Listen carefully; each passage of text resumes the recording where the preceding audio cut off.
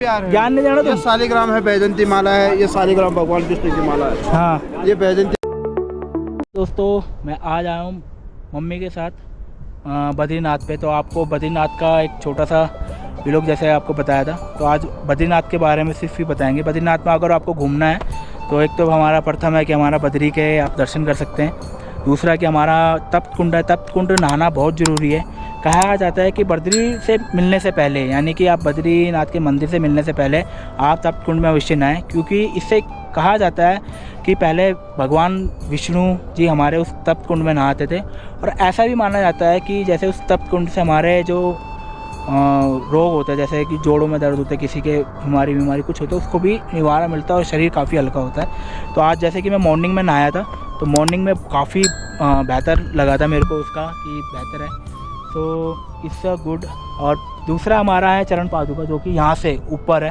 आप देख लीजिए, वो नीलकंठ पर्वत है। नीलकंठ पर्वत के मतलब उसी पास में आपको पड़ा है, यानी कि बद्री से, वो आप देख रहे हो, उस बद्री के वहाँ से वो पूरा रास्ता यहाँ से है। यहाँ से मैंने आपको बताया मेरा चरण पादुका व्हील होगा, उसमें आप देख सकते हो, उसमें आप चरण पादुका जा सकते हो, यानी कि 3-3.5 किलोमीटर है यहाँ से। दूसरा, आप इसके आसपास नियरेस्ट और आपको विजिट करना होगा तो एक जोशीमठ में हमारा भविष्य बद्री है, जो कि ये 25 तारीख को यहाँ से होने के बाद सीधा भविष्य बद्री में जाएगा। तो भविष्य बद्री में यहाँ से मतलब कि यहाँ से डोली उठ जाएगी 25 तारीख को 2 बजे के करीब, यहाँ से डोली उठ जाएगी। तो ये सारे जाएगा भविष्य बद्री में। आप वहाँ पे जाके मिल सकते हैं भगवान विष्णु से। दूसरा, यहाँ पे आप माना गांव है, माना गांव से आप जा सकते हो, मिल सकते हो। माना गांव में वासुकी धारा है, तो वहाँ से आप जा सकते हो। माना गांव का इंडिया का जो फर्स्ट विलेज है, तो आप वहाँ पे भी विजिट कर सकते हो। और ये ऊपर का थोड़ा सा व्यू है, मैं आपको दिखा देता हूँ। ये ऊपर से व्यू है, काफ़ी बेहतरीन है। और जैसे कि आपको पता ही है कि 4 दिशाओं में हमारा 4 धाम बसा हुआ है। तो प्रथम यानी कि हमारा जो उत्तर दिशा में ये है, प्रथम यानी तीसरे दिशा में हमारा बद्रीनाथ है। फिर हमारा पुरी में आता है, फिर हमारा गुजरात में आता है द्वारका, फिर हमारा रामेश्वरम आता है। अब रामेश्वरम काफ़ी लोग ये भी डिफरेंट रहते हैं कि 3 हमारे विष्णु के हैं, चौथा हमारा शिव का क्यों है। तो चौथा हमारा शिव का कारण ये है कि रामेश्वरम में जब रावण से युद्ध हुआ था, तो युद्ध के पश्चात महादेव, वो उससे पहले या फिर पश्चात वो भी हुआ था, तो वहाँ पे श्री राम ने वहाँ पे पूजा करी थी महादेव की। और ऐसा भी माना जाता है कि महादेव की पूजा श्री राम ने करी थी, और यह प्रतीक जताने के लिए भी कि शिव और विष्णु कोई अलग नहीं है, सिर्फ एक ही है भगवान शिव। तो एक ही हैं पूरे, भगवान सिर्फ भगवान है, और कोई अलग काफ़ी लोग पृथक रूप से देखते, पर पृथक कुछ नहीं है। हरि भी नारायण उन्हीं का ही वो है, और भगवान शिव भी हरि हैं, और नारायण भी सिर्फ हरि हैं। सब कुछ मतलब एक ही भाव है। और ये हमारा व्लॉग है। चलो आपको नीचे से और दिखाते हैं, और इसके बद्री के और क्या क्या है वो आपको बताते हैं फिर इसके बारे में। पहले आपको व्यू दिखाएंगे थोड़ा सा नीचे, फिर आपको ऊपर दिखाते हैं। चलो चलते हैं। तो हम आपको बताते हैं कि 4 धाम की यात्रा, यानी 4 धाम क्या है, विशेषता है। 4 धाम एक्चुअल में हमसे ही बने हुए हैं, हमसे यानी कि मानव शरीर से, मानव या फिर किसी भी व्यक्ति से बने हुए हैं। ये 4 धाम हमको ही देख के बनाया गया है। जैसे कि पहला प्रथम भाव में आता है हमारा पुरी, जो हमारे पूर्व दिशा में होता है, जो कि ब्रह्मचार्य, इनको एक आश्रम में बांटा गया है, जैसे ब्रह्मचार्य आश्रम। जैसे कि सीखना, और जैसे कि भक्ति भाव में जैसे सीखते हैं, जैसे कि हम मानव जाति में क्या होता है कि पहले जाएगा, पहले दूसरी या फिर शिक्षा सीखेगा, कुछ ना कुछ शिक्षा सीखेगा।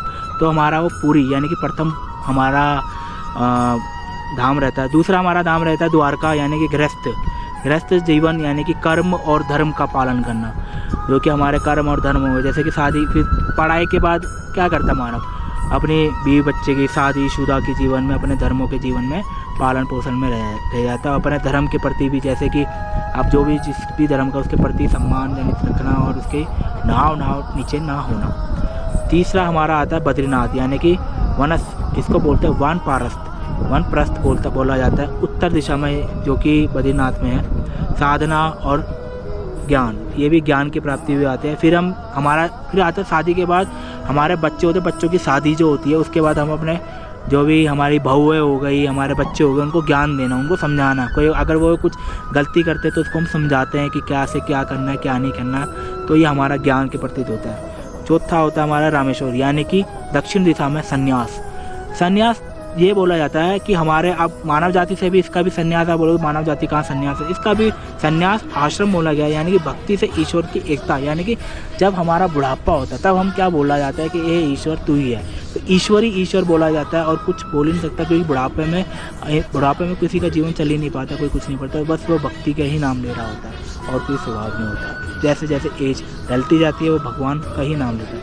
तो ये हमारे 4 धाम है जो कि मैंने आपको बताएं, ये 4 धाम की यात्रा में से ये है। अब इसका मतलब ये नहीं कि आप कहीं से भी 4 धाम यात्रा कर सकते हो, भाव प्रकट होना चाहिए और कुछ नहीं, तो इसलिए कहते हैं 4 धाम। ये हमारा पूरा तप कुंड है, यहाँ पे मेल नहाते हैं, गर्म पानी आता है पूरा, देख लो। अभी पानी सफाई हो रही है, यहाँ पे पूरा गंदा हो गया, सफाई हो गया, ये पूरा गर्म पानी आता है यहाँ पे, अभी इसकी सफाई कर रहे हैं। और उस तरफ सारे महिला है, तो पार्ट पूरा महिला का जो आपको सामने देख रहे हैं, और ये इसकी अभी सफाई हो रही है। सफाई होने के बाद फिर यहाँ पे दोबारा से तप कुंड में आ गया पूरा एक तप कुंड का पानी यहाँ से आता है, गर्म पानी कुदरती है पूरा, इसको भरने देंगे पूरा, अब इसको नहा सकते हैं।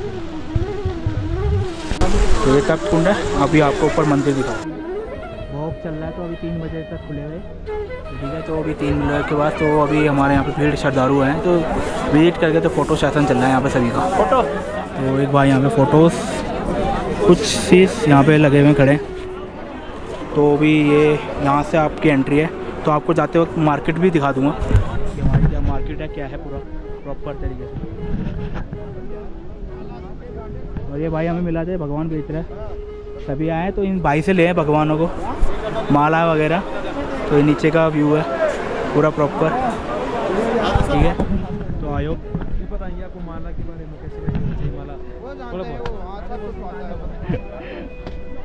ये कौन सी काली माली कौन सी भगवान का होता है, ये कौन सी है, मतलब उसके बारे में बताइए। हाँ, पूरी डिटेल माला के बारे में बता दो थोड़ा सा, वहाँ पे जाओ, नजदीक जाओ थोड़ा।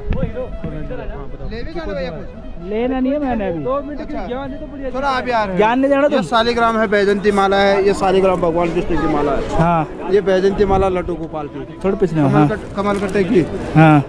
लक्ष्मी जी की माला, बहुत हाँ। यही माला होती है। और तुलसी माला है, ये सारी तुलसी है। रामा इसके श्यामा। बारे में मतलब कैसे पहनते धारण की, कब किया जाता है धारण, कैसे किया करते ये हैं? तो सबसे धारण लक्ष्मी पूजा की जाती है, उसके लिए नारायण ओम नमो भगवती, अच्छा। ओम नमो भगवती वासुदेवाय। तो ये हमारे छोटे से माला वाला भाई थे, तो रास्ते में तो एंड ऑफ हमारा जय बद्री एंड जय विशाल तो ख़त्म करते हैं यहाँ पे। तो ओके, मिलते हैं फिर दोबारा।